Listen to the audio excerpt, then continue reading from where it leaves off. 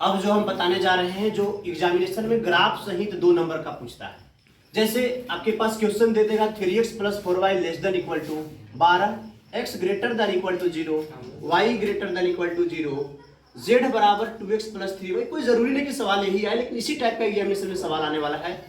इसके बाद इसको हम लोग सबसे पहले जो पिछले टाइप में आपको बताए थे, जो ऑब्जेक्टिव सवाल आया था, ऑब्जेक्टिव में जो 1 नंबर में पूछेगा उसी टाइप पे हम लोग पहले इसको कोऑर्डिनेट फाइंड करेंगे। जैसे 3x + 4y = 12 है, आप सबसे पहले इसको कोऑर्डिनेट निकाल लीजिए। x y ले लीजिए, सबसे पहले x बराबर आप 0 पुट कीजिए, और 0 पुट करने के बाद यहाँ से y का मान निकाल लीजिए। जब 0 रखेंगे तो y हो जाएगा 4 × 12 3 हो जाएगा।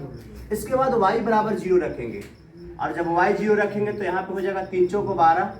बस 2 ही कोऑर्डिनेट निकालेंगे, ज्यादा नहीं निकालेंगे। इसके बाद इस कोऑर्डिनेट को लिखेंगे 0 3 4 0। हमेशा पहले x एक्सिस को लिखेंगे, इसके बाद y एक्सिस को लिखेंगे। तो इतना लिखने के बाद हम लोग ग्राफ की ओर बढ़ेंगे, ग्राफ बनाने का प्रयास करेंगे। सबसे पहले x एक्सिस ले लेंगे, x होगा x' होगा, y होगा y' होगा। आप अपने कॉपी के हिसाब से इसको आप नाप करके या घर को गिन करके इसको लिख लेंगे। जैसे हमारे पास जरूरत था 3 और 4 का, तो हम थोड़ा बड़ा बड़ा ले लिया। आप कॉपी के हिसाब से, डिजिट्स के हिसाब से आप इसको अरेंज कर लेंगे। सबसे पहले इसको लिखने के बाद आप इसको अच्छे ढंग से सजा लेंगे। जैसा कि मूल बिंदु से राइट साइड पॉजिटिव होता है, मूल बिंदु से अगर लेफ्ट तरफ करेंगे तो x एक्सिस निगेटिव होता है, मूल बिंदु से ऊपर जाएंगे तो y एक्सिस पॉजिटिव होता है, और नीचे जाएंगे तो y एक्सिस जो होता है निगेटिव होता है।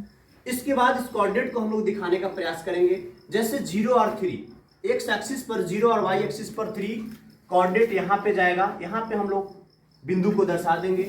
इसके बाद x एक्सिस पे 4, y एक्सिस पर 0, यहाँ पे जाएंगे, इस बिंदु को भी हम लोग दर्शा देंगे, और दर्शाने के बाद स्केल की सहायता से इसको मिला लेंगे। और मिलाने के बाद जो आपके पास इक्वेशन दिया हुआ है इसको यहाँ पे लिख देंगे 3x + 4y = 12। सर रुकिएगा, को डिलीवरी। इसके बाद इसको स्केल की सहायता से मिला देंगे, जो समीकरण था इसको लिख देंगे। इसको कोऑर्डिनेट को भी यहाँ पे हम लोग दर्शा देंगे। जैसे कोऑर्डिनेट था 0 3, यहाँ पे था 4 और 0। यहाँ पे आपको पता है कि मूल बिंदु है, इसको मान लेंगे बिंदु A और इसको B। सबसे खास बात होता है कि कोऑर्डिनेट दर्शाने के बाद स्केल की सहायता से मिलाने के बाद ग्राफ किधर बनेगा। ग्राफ बनाने के लिए पेंटिंग की ओर करें। इसके लिए आपको क्या करना है कि हमेशा जो इक्वेशन दिया हुआ रहेगा, जैसे यहाँ पे इक्वेशन दिया हुआ है 3x + 4y ≤ 12, इसमें क्या करेंगे कि मूल बिंदु को हमेशा, देखिए ऐसे राइट साइड या लेफ्ट तरफ कहीं का पुट करेंगे तो कोई दिक्कत नहीं होगा, लेकिन हमेशा ग्राफ को इजी करने के लिए मूल बिंदु को आप सेटिस्फाई कीजिएगा। जैसे मूल बिंदु 0 0 था, यहाँ पे रफ में इसको कर लेंगे, और रफ में इसको पुट करके चेक कर लेंगे कि इक्वेशन को सेटिस्फाई कर रहा है कि नहीं।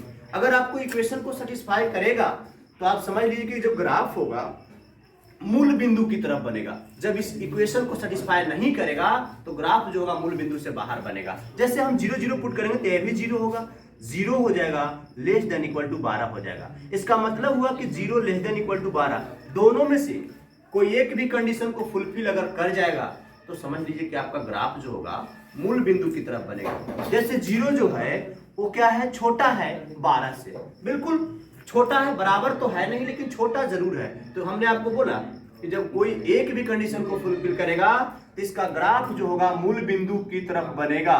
लेकिन मूल बिंदु तो बनेगा, लेकिन ये लाइन से अंदर बनेगा। लेकिन एक और बिंदु दिया हुआ, एक इसके बारे में हम लोग चर्चा करेंगे। जैसे दिया हुआ x > 0, x > 0 का मतलब हुआ कि x का मान 0 या 0 से बड़ा। अब 0 से बड़ा होगा, इसका मतलब हम लोग समझेंगे कि पॉजिटिव होगा, और y का मान भी 0 या 0 से बड़ा, इसका मतलब भी क्या होगा, पॉजिटिव होगा। इसका मतलब कहने का मतलब है कि दोनों पॉजिटिव फर्स्ट क्वाड्रेंट में होता है, प्रथम चतुर्थांश में होता है। मतलब कि इसका जो ग्राफ बनेगा प्रथम चतुर्थांश में ही बनेगा, यानी इसका जो पेंटिंग होने वाला जो एरिया होगा, ये एरिया होगा पेंट। आप अच्छे ढंग से इसको पेंट कर देंगे, और पेंट करने के बाद ये तो जो भी कार्य किए थे हम लोग रफ में किए थे, इसको मिटा देंगे, कहीं आप कॉपी में साइड में कर लेंगे। और जो पेंट करने के बाद, जो पेंट करने में जोन जोन बिंदु का यूज हुआ है, प्रयोग हुआ है, उसी बिंदु का प्रयोग, उसी कोऑर्डिनेट का प्रयोग करके हम लोग मैक्सिमम या मिनिमम मान देंगे। जैसे आपको z बराबर जो कोऑर्डिनेट दिया हुआ है, पहले z बराबर हम लोग लिखेंगे 2x + 3y। अब इसके लिए कोऑर्डिनेट कौन कौन है?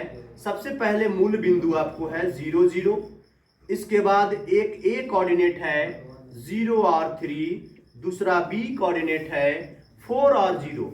यानी हम कह सकते हैं कि तीन कोऑर्डिनेट को प्रयोग करके हम लोग मैक्सिमम और मिनिमम मान निकालेंगे। जैसे आपके पास z बराबर जो दिया होता है, इस कोऑर्डिनेट को पुट करेंगे हम लोग, तो जब x का मान भी 0, y का मान भी 0, इसमें जब रखेंगे तो 0 मिलेंगे। यहाँ पे x का मान 0 और y का मान 3 रखेंगे तो 9 हो जाएगा। यहाँ पे x का मान 4 और y का मान 0 रखेंगे तो 4 दूनी 8 हो जाएगा। आपसे पूछा गया था कि अधिकतम मान, तो अधिकतम मान जो होंगे वो हो जाएंगे 9। ये हुआ आपका 2 नंबर का ग्राफ कंप्लीट, जिसमें एक इक्वेशन देगा और x > 0, y > तो 0 देगा ही देगा। तो ये आपको कभी कभी ग्राफ, कभी कभी ऑब्जेक्टिव में भी पूछ दिया है, लेकिन जब ये ग्राफ को बना देंगे तो समझिए कि 2 नंबर का एग्जामिनेशन में पूछेगा। इसके बाद हम बताएंगे 2 समीकरण वाला ग्राफ और 3 समीकरण वाला ग्राफ, तो आपको जो 5 नंबर में एग्जामिनेशन में पूछता है। चलते हम इसके बाद अगले इक्वेशन की